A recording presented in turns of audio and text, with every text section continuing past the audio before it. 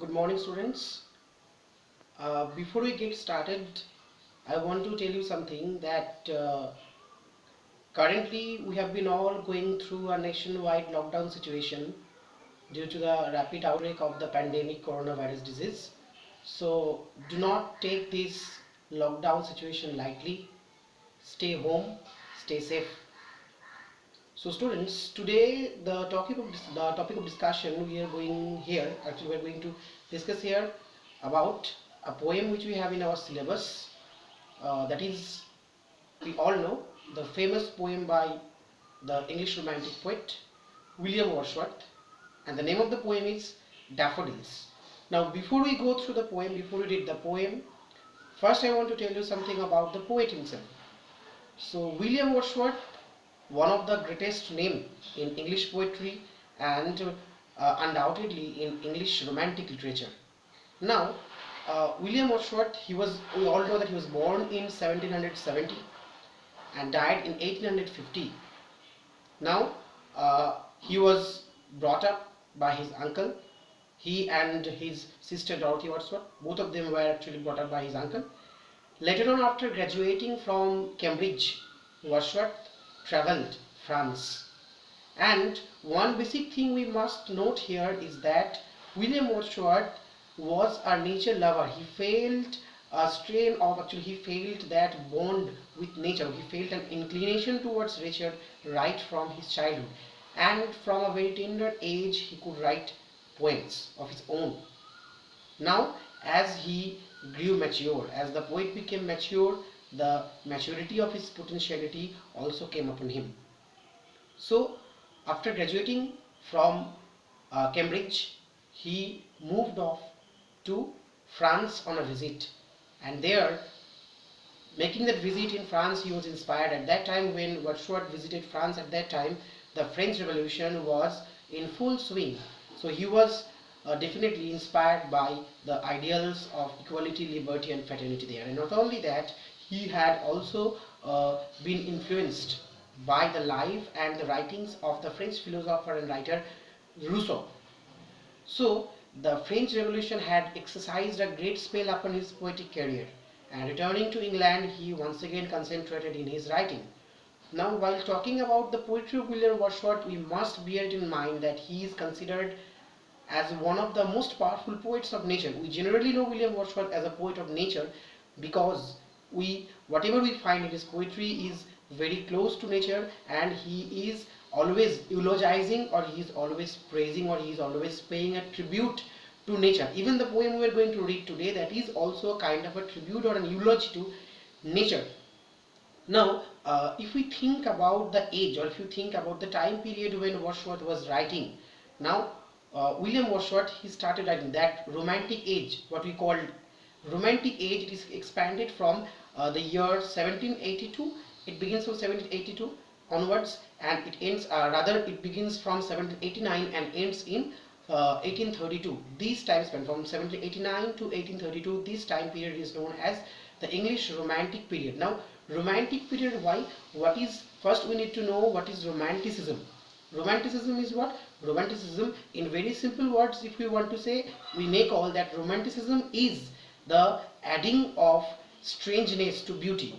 The adding of strangeness to beauty. So, romanticism, the spark of romanticism or the wave of romanticism entered English poetry in the second half, or better called in the last 2 decades of the 18th century in England. Now, William Wordsworth, who is considered to be the one of the senior romantic poets, he also had some of his predecessors who actually tried with the trend, because the second half of the 18th century, which was actually better known as age of sensibility. So till 1769, but after 1769 till 69 it came to be known as the age of sensibility. But after 1769, after the closure of the age of sensibility, a new group or new school of poets appeared who began to brought back into poetry certain aspects or certain essences without which poetry could not be called sensuous, poetry could not be called imaginative, because the writers before 1769, or the writers before William Wordsworth, they also wrote poetry. Poetry still continued to persist at that time, but in those days poetry was totally devoid of emotion, imagination and sensuousness. So devoid of all these things, those writers totally banished emotion and imagination from poem. But when the transitional phase came, when after the closure of the age of sensibility, the new schools of poets, the new school of poets appeared, they started going back to that trend, they once again started to bring back that trend of introducing emotion and imagination in their poem. They started adding sensuousness to their poetry. So poetry got back its lost essence, just as a tree gets back its once again its leaves after after a long spell of winter and spring. Similarly, that is why a return to nature, the beginning of the romantic age, we may often term it as a return to nature.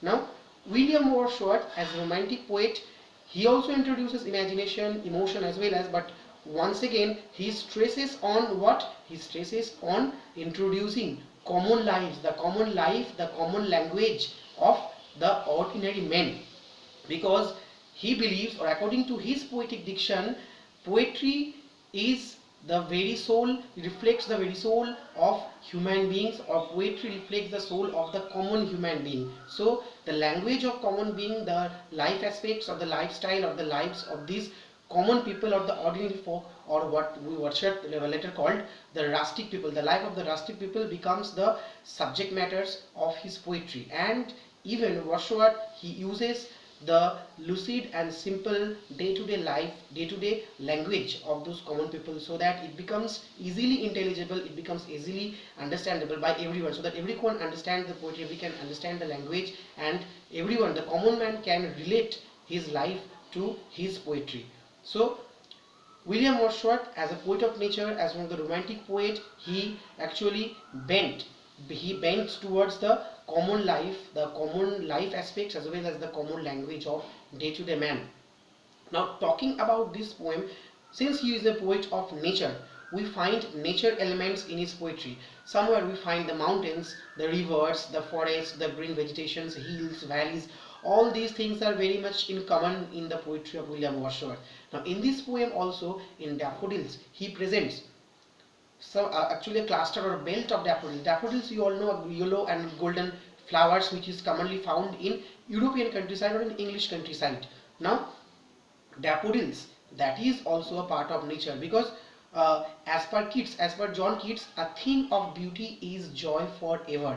Whatever we call beautiful, or whatever we call a thing of beauty, it is a joy forever, because beauty itself has some quality to rejuvenate or to refresh our mind from strains, be it natural beauty or whether it is artistic beauty, because according to him, a thing of beauty is always a joy forever. So for William Wordsworth as well, as he defined poetry, if we actually ask what is poetry according to William Wordsworth, we may call poetry is the spontaneous overflow of powerful feelings.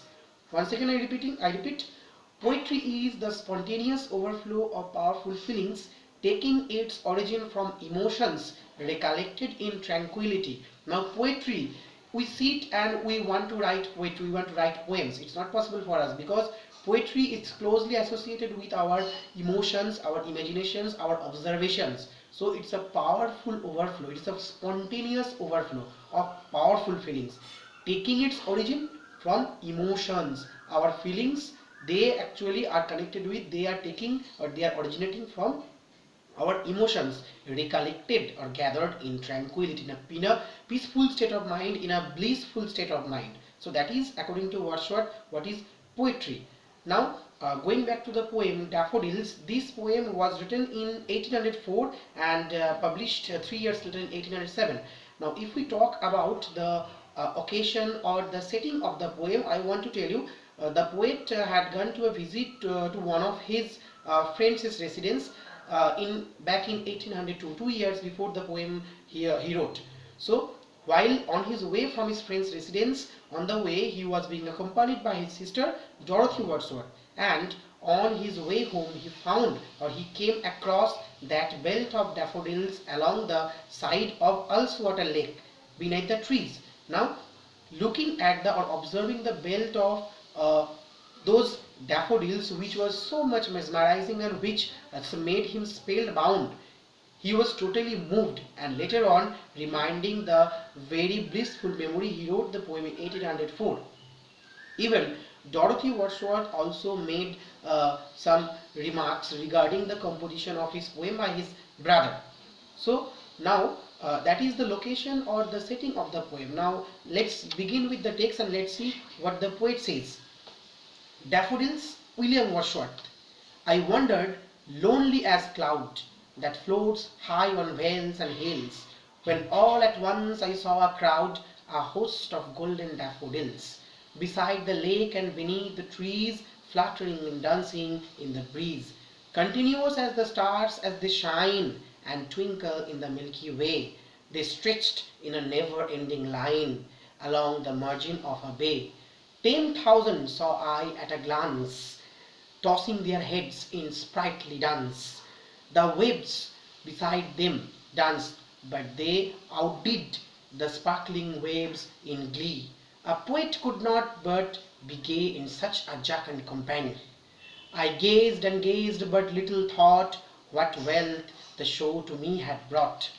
For oft, when in my couch I lie, in vacant or pensive mood, they flash upon that inward eye, which is the bliss of solitude. Then my heart with pleasure fills and dances with the golden daffodils. These are the 4 stanzas the poet had composed regarding that poem. Now each of the stanzas consists of 6 lines. We can see it's a poem of altogether 24 lines, and it creates vivid images of, or it tells us about the poet's encounter with the cluster, with the belt of daffodils, and how he became spellbound, how he became enchanted by that mesmerizing sight of the belt of daffodils, and what was the aftermath effect, or what could be the aftermath effect of the sight of the daffodils. Now before I analyze the poem for you, I want to tell you about the theme of the poem. The question generally comes to us, what is the theme of the poem? Now if we talk about the theme of the poem, I would like to tell you the theme of the poem is that the poet pays a tribute, the poet praises, the poet admires nature, or the poet admires the restorative power of nature, because natural beauty is always welcome to us, because natural beauty always heals our mind, always heals the worries, the concerns, all the stresses of our mind. So the poet pays a tribute to the restorative power of nature in the poem. That is the very theme of the poem. Now let's get started with the line-to-line analysis of the poem. I wandered lonely as a cloud. The poet, in the very first line, the poet is talking about his lonely state of mind. Now if we ask what is the mood of the poem at the beginning, it is clear from the very first statement that the poet was in a lonely mood. Although he was accompanied by his sister, but his mood was lonely. That is why he is comparing himself to a cloud that is wandering. Wandering means moving aimlessly here and there. So just as a lonely cloud or a single patch of cloud, it keeps on loitering, it keeps on wandering in the sky, in the vast expanse of the sky. Similarly, the poet's mood was also wavering. His mood was also like a cloud, just wandering. His mood was also, his mind was wandering. So I wandered like a cloud that floats on high over vales and hills, that floats high on hills and hills. So the poet says that the clouds that actually are floating, that floats or that flies above the hills or the vales. Vales refers to valleys. Similarly, his mind or his mood was also floating or wavering just in the sky like that of a patch of cloud. When all at once I saw a crowd. So he is comparing his mind as a patch of cloud high in the sky, and from there he could see a crowd, a host of golden daffodils. A crowd here refers to the cluster. From there in the sky, from high in the sky, he could see the cluster or the belt or the chain of golden daffodils beside the lake and beneath the trees, fluttering and dancing in the gentle breeze. Now here in the last 2 lines of the first stanza, it is given the location of the daffodils. Now where he found the daffodils actually. The daffodils actually they were present beside the lake. That was the lake. The lake refers to the Ullswater lake. So he found the daffodils beside the lake and beneath the trees. Now, what about the activities of the daffodils? What were they doing? They were fluttering and dancing in breeze. Now, a light breeze was blowing all around, and in that gentle and light breeze, the daffodils were tossing their heads. They were moving sideways to and fro, and they were just, it seemed to him as if they were fluttering and dancing in the breeze.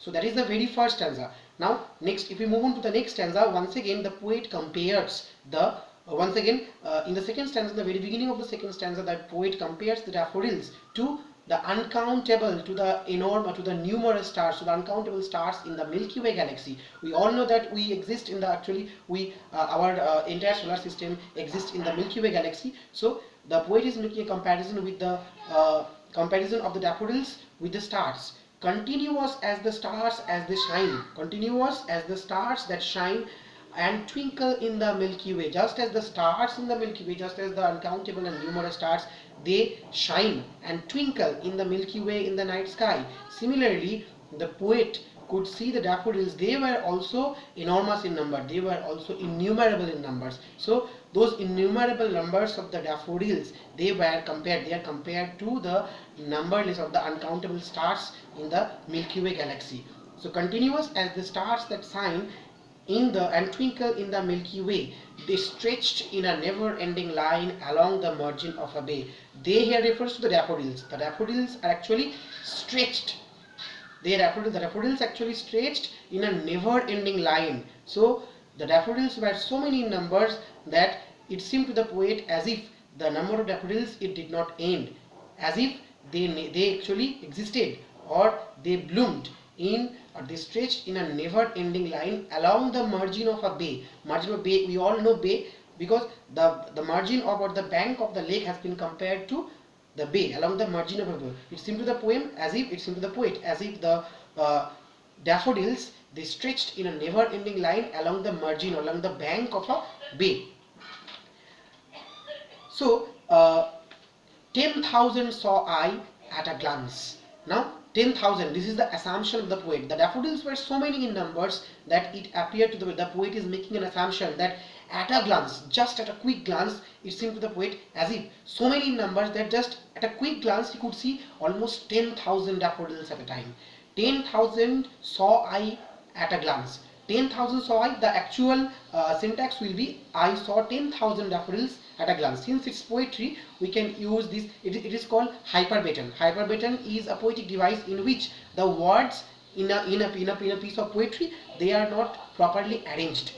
So 10,000 saw I at a glance. The poet could see at a glance almost 10,000 of daffodils tossing their heads in sprightly dance. Now another activity.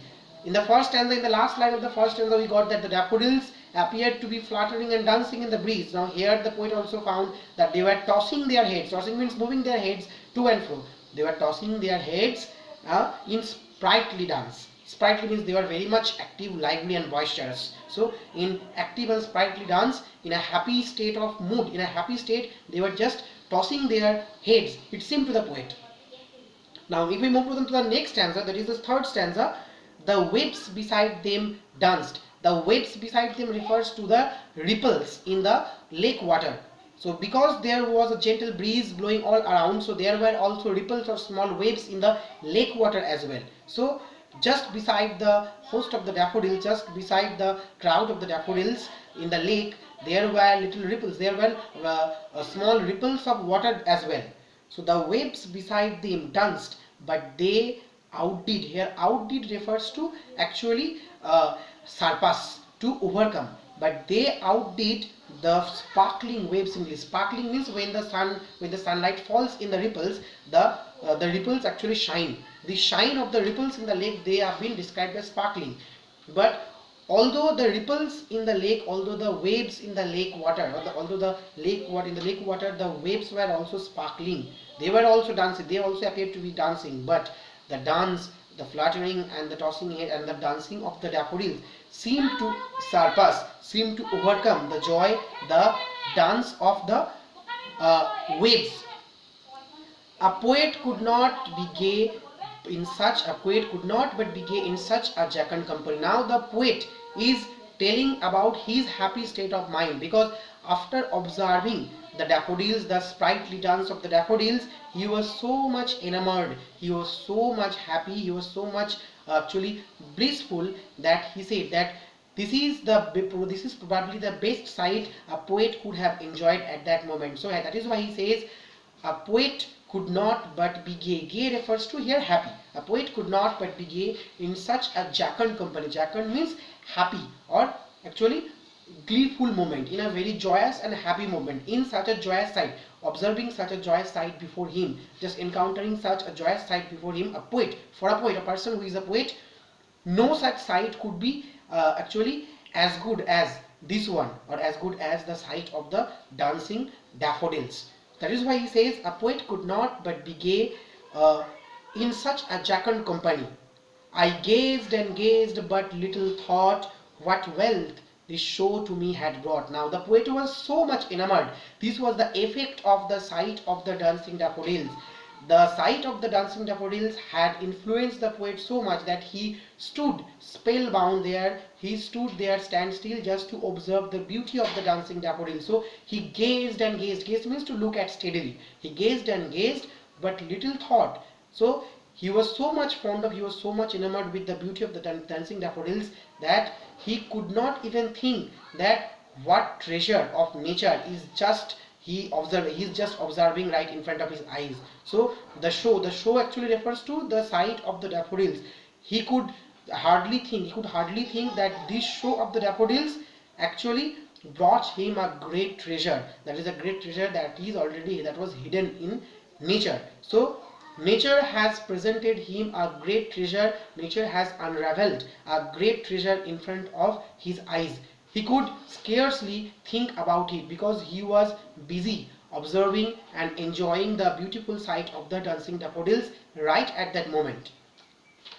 Now next, if we move on to the last stanza tells us about the aftermath effect, or the long-term effect of the sight of the daffodils. What would be the long-term effect of the dancing daffodils, of the poets observing the daffodils? Here he says, for oft when in my couch I lie, in vacant or pensive mood. The poet tells that this sight of the daffodils, which at present he has been enjoying, this is not temporary, because it's going to have a permanent effect. It's going to have an eternal effect upon his mind, because later on, when he would be lying in his bed, lying in my couch refers to the bed. So when he would be lying in his bed at his home, then maybe he would be in a vacant mood. Vacant means refers to free mood, or in pensive. Pensive means thoughtful, grave, or sorrowful mood. So maybe some days later, or maybe in future, the poet would be lying in his couch. Maybe he will be in a very free mood, in a free or actually open-minded mood, or maybe he will be in a thoughtful or sorrowful mood. What will happen then? They flash upon that inward eye. So when the poet will be in some sorrowful mood, the memory that has been already cherished in his heart, or at the bottom of his heart, that memory or that sight of the daffodils, that will quickly, or that will at a glance once more, that at a chance, that will once again flash upon his mind. So he will just remind that beautiful sight of the dancing daffodils, and what will happen afterwards, which is the bliss of solitude. This sight of the dancing daffodils, this is a bliss of solitude. Bliss of solitude means because he has cherished, or he has recollected this actually sight, he has recollected this memory in solitude. So this bliss of solitude refers to the sight of the dancing daffodils that has been already kept in his mind. This sight, or this memory of the dancing daffodils, will flash upon his mind. Inward eye refers to the mind's eye. It will flash upon his mind's eye, and what will happen at an instant just then? And then my heart with pleasure fills and dances with the daffodils. So at once, when we'll be reminded of the sight of the daffodils, when his inward eye, when there will be the flash, or the daffodils, the golden dancing daffodils will flash upon his inward eye, what will happen? Instantly his mind will be filled with pleasure, his heart will be filled with delight, and this delight and this pleasure will for whatever time may be, for it maybe it is temporary or for permanently, for whatever time it is, it will help him to forget his worries, it will help him to forget his sadness or whatever sorrowful aspects there is in his mind. So that the sight or the memory of the golden daffodils flashing into his inward mind will help him to rejuvenate or refresh himself. So that is the restorative or rejuvenating power of nature. That is the very theme of the poem. So the flashing of the sight of the dancing daffodils in the poet's inward mind in his vacant or pensive mood, that will help the poet to rejuvenate his mind, to refresh himself. So that is the long term or the universal or eternal effect of the daffodils upon the poet's mind. So we have already got to know about the central theme or the central idea poem, that is the poet is paying an eulogy, the poet is paying a tribute to the restorative power, the nature has, the restorative power of the nature. So nature is always rejuvenating and refreshing. That is why the poem Daffodils reflects the poet's powerful feelings as well as his strong emotional exuberances. Hope the poem is being clear to you actually. Now you just go through the poem taking help from your book, make notes where necessary in your copies, and if there is any query you can ask me in the comment box, as well as you can ask me personally in my Telegram or WhatsApp account as well.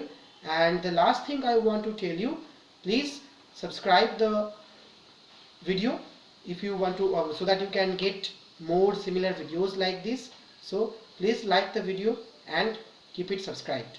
That's all for today. Thank you all.